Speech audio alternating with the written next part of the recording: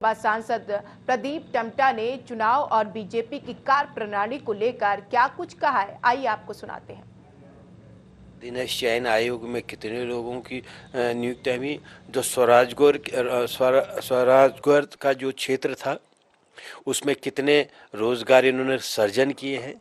जितने नौजवान से कहा गया था कोविड के काल में कि आप हमारे इनके लिए हम आपसे बैंकों से ऋण दिलवा देंगे, तो बताती सरकार बताती कि इतने लाख लोगों को हमने स्वरोजगार के क्षेत्र में लोगों के रोजगार मुहैया करवाए हैं। आखिर खुद सरकार कह रही थी कि 6 से लेकर 7 लाख लोग उत्तराखंड में प्रवासी बन के वापस आए थे, उसमें से कितने लोगों को आपने रोजगार उपलब्ध कराया, कितने लोगों को बैंकों ने ऋण दिया?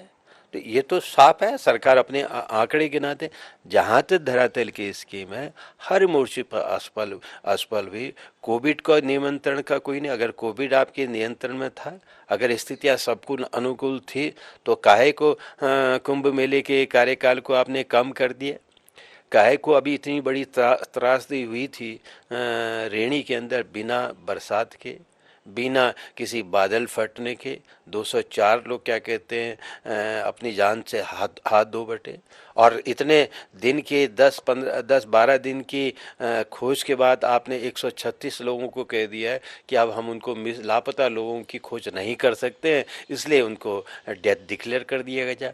आखिर उन टनल के अंदर, उस मलबे के अंदर जो लोग फंसे हुए थे, उनको बचाने के लिए, उनको ढूंढने के लिए आपकी आपदा की क्या आज का जो आपदा प्रबंध था कितना असफल रहा, ये तो साफ दिख रहा है कि आपने आप हाथ खड़े कर दिए। चुनाव भी लड़ चुकी है, लोकसभा का चुनाव भी लड़ चुकी है।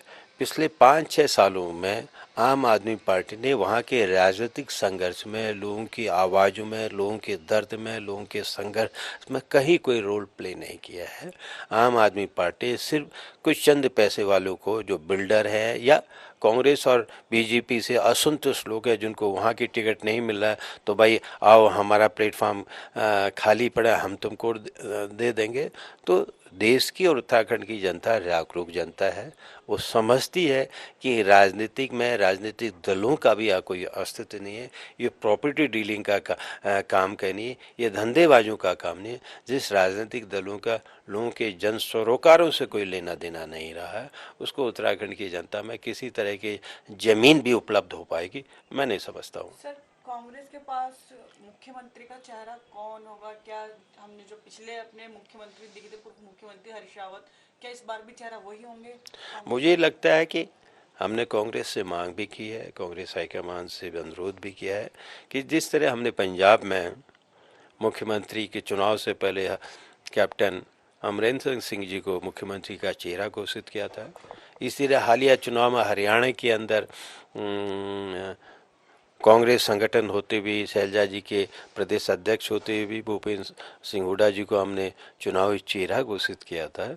हमको लगता है कि उत्तराखंड के अंदर भी इस समय एक चेहरे की ज़रूरत है।